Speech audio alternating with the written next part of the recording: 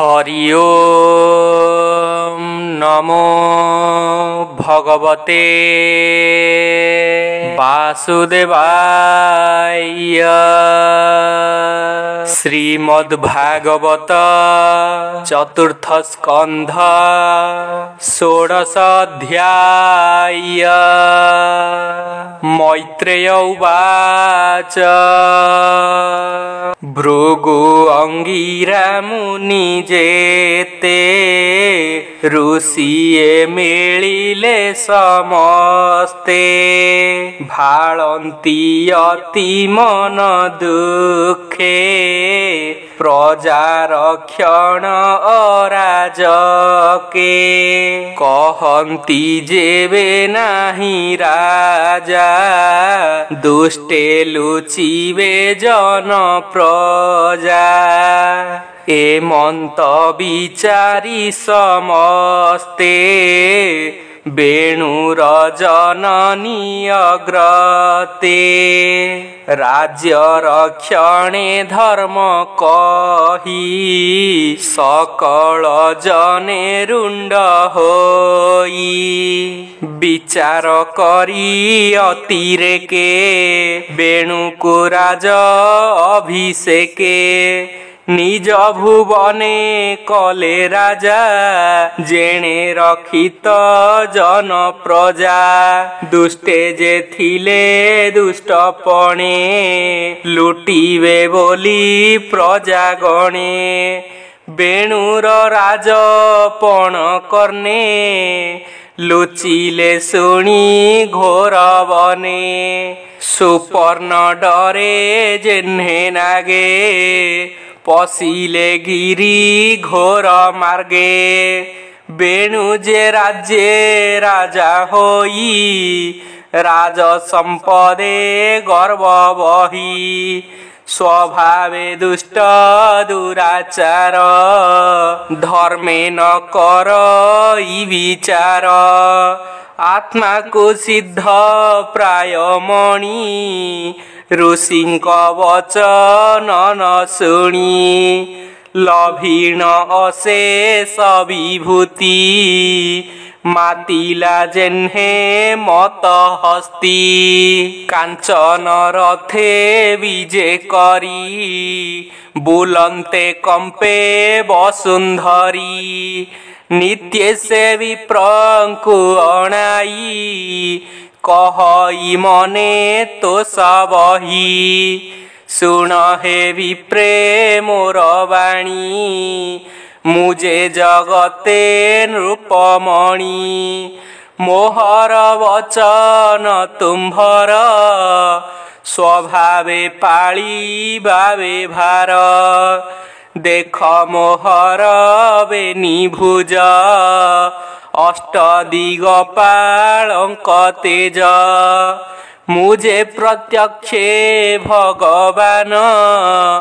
देख मोहर वर्ण चिन्ह ब्राह्मण आदि चारि वर्ण पासे बसाई प्रजागण आत्मा को सिद्ध प्राय मणि कहई असंभव वाणी सुन सकल प्रजाजने ब्राह्मण आदि चारि वर्णे मो राज्य यज्ञ न करिब पितृदेवता न पूजिब दान न देव विप्रहस्ते तीर्थ न जीव पादगते संसारे धर्म कर्म जेते सकल समर्पिब मोते मोतहु बड़ नाही आन मुझे प्रत्यक्षे भगवान मो नाम जपुथिब तुंडे मोते पूजिब अग्निकुंडे जे मोर वाक्य न करिब मो राज्य दंडे हे नथिब जीवन नासीबी ताहार सर्वसंपद करी चूर एमंतपुर ग्राम देशे हस्तीर कंधे भेरी घोषे घोषणा देला सर्वदेशे शुणी सकल जनत्रासे बेणुर वाक्य शिरे कले सकल धर्म उपेखिले जपन्ति तार नाम नित्ये भय खटन्ति पादगते एमन्ते राजा दुष्टपण देखि भाळन्ति मुनिगण कहन्ति एकु आरे चाही एमंत शुणिला त नाही भूमि रे जेते राजा थिले एमंत केबा प्रकाशिले यज्ञ न कले मेघ नाही वृष्टि न कले अन्न काहि ए पंच यज्ञ क्रिया लोपे अधर्मे त्रिभुवन कंपे ए घोर संकट पड़िला उभय लोक नाश गला आम्भे एहाको राजा कलो सर्प को क्षीर पियाइलो से जेबे बढ़े अति घोरे क्षीर दातार प्राण हरे आम्भे न बुझी कर्म कलु बेणु को राज पण देलु सर्प को देलु क्षीर ग्रास आम्भे होइलो एबे नाश सुनीथा गर्भरु संभूत स्वभावे जम सुता सुत आम्भे एहार पासे जीवा धर्म वचन बुझाइबा ए जेबे बोल न करिब अधर्म भावे ए मरिब एते विचारी विप्रजने मिलिले वेणु सन्निधाने कल्याण करी वेदना दे बोधिले साम गान नादे हे नृपनाथ शुण धीरे जाहा कहिबो तो छामुरे जेणे होइब तोर लाभ जगते जस कीर्ति थिब मन वचन देह गते जे प्राणी थांती जनहिते एबे लोक से जीणंती न कले जीवन्ते मरंती प्रजाए धर्म आचरिले नृप संपद बढ़े भले से धर्म जेबे ना सजाई नृप संपद आउ काहीं प्रजा को निश्चिंत जे करे चौर्यादि सर्वतय हरे से राजा इह परलोके आनंद मने रहे सुखे जे राज्य परदेशे विष्णु को पूजन्ति हरसे से राजा यज्ञे पूजा पाई विष्णु संतोषे दया बही राजा परजा सुख बहे ए धर्मचारी वेद कहे विष्णुर पाद पद्म तले खटन्ति सर्व दिग पाले से सर्व यज्ञमय हरि मनु देवता आदि करी से हरि यज्ञ हेले तोष संसारे रही बतो जस सर्वदेवता तार देहे बसंती सर्वलोम प्राय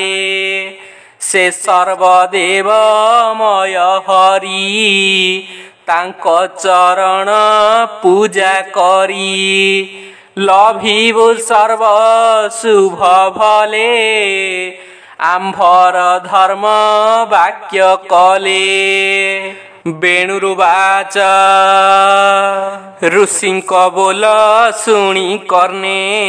राजा बोलई कोप मने तुम्भे समस्ते मूर्ख अट अधर्म धर्म बोली खट मु अटे अन्नदाता स्वामी मोते न पूज मूढ़गामी नृप स्वरूप समूही मोते न पूज आज्ञा बही ए अपराधे इह लोके सुख न मिले अन्य लोके यज्ञ पुरुष के अटई मो बिनु अन्य केही नाही देख नृपति ए शरीरे देवे बसंती अधिकारे विष्णु विरंची महेश्वर इंद्र पवन दिवाकर जमराजन धर्मदाता सोमधरणी भस्म कर्ता इंद्र वरुण आदि जेते सर्वे बसंती नृपगात्रे जे वर शाप द्यन्ति लोके नृप शरीर एके एके ए देहे महिमा न जानी अधर्म धर्म परिमाणी एणु तुम्भर कर्म जेते से धर्मे पूजा कर मोते मोहर अंगे बंदी कर ए धर्म स्वकर्म तुम्भर सुयज्ञ भोग मोर देही मोताहु अन्य देव नाही एमंत विपरीत मती भजिला पाषाण्डक गति मुनिक अनुरोध बाणी निश्चय न कला नृपमणि स्वभावे दुष्ट अनर्गल आत्मा को कला अमंगल एमंत मुनिक वचने अवज्ञा कला दिने दिने आत्मा पंडित मान्य करे मुनिक वचन न धरे मुनि ए दिने दिने आसी धर्म कहंती पासे बसी केबे हे न कला वचन मुनि को कला अपमान ताहार अधर्म विश्वासे मुनिए बोलंती जे रोसे बोलंती एकुआरे चाही एहा जीवने कार्य नाही एहार अधर्म आचारे प्रजाए नासिले संसारे असाधु व्रत एहा देही नृप आसने भोग काहीं जे राजा लाज दूर करी यज्ञे निंदंती नरहरि के ताहा सहे देह बही वेणुको राज पणे थोई एमंते वेणु पासे रही मुनिए महाकोप बही हुंकार करी देवबाणे प्रहार कले तार प्राणे अच्युत निंदा फल थिला तक्षणे देहु प्राण गला बेणु कुमारी मुनि जने गले जे जाहार भुवने सुनीथा पुत्र मरण देखी करई विचारण अवश्य एहार शरीरे पुत्र पूजिले संसारे होइबे प्रजा जने सुखी एते विचारी अश्रुमुखी तैल द्रोणी मध्ये थोई द्रोणी रे शरीर जलाई एही समये कदिने सरजु जले विप्रजने निश्चिंते प्रातः स्नान करी होमे पूजिले नरहरि विष्णुर कथा गोष्ठी कले एमंते उत्पात देखिले शुभई लोके मुख घोष आनंदे वाद्य गीत रस प्रजाए अनाथ आतुरे भय पलांती गिरी घोरे मुनि चाहंती चारि दिगे धूली उड़िला वायु जोगे दुष्टे धामंती शस्त्र धरी डाकंती मार मार करी तांको चरण धूली बेगे आच्छादी उड़े दस दिगे दुष्टे लुटंती प्रजाधन अद्भुते शुभे घोर स्वन मुनिये प्रजा दुख देखी मने होइले गुरु दुखी बोलंती कलु मंद कृत्य प्रजाए होइले अनाथ राजा नथिले प्रजा काहीं एमंत बोली दया बही बोलंती ब्राह्मण बेभारे संसारे पर उपकारे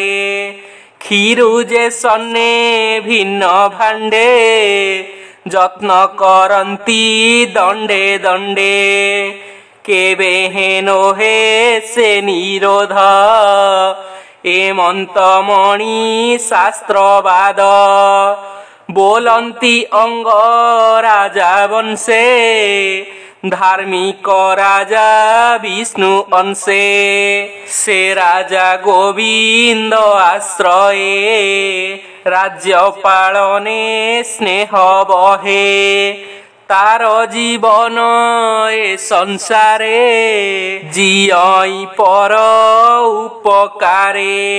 एते विचारी विप्रवरे पिंड मंथिले वेद स्वरे के कहु कुसे अंग तार अति दुर्बल ता शरीर भ्रुकुटी कुटील बदन अरुण विराजे लोचन बुद्ध तरुण हृदनाश ताम्रर प्राय मुंड केश विप्रंक मुख को अनाई कहई कि करिबी मुहि ताहार रूप देखी मने विचार कले मुनि जने देख अद्भुत एहा काए राजा आसने योग्य नुहे एहाकु आम्भे राजा कले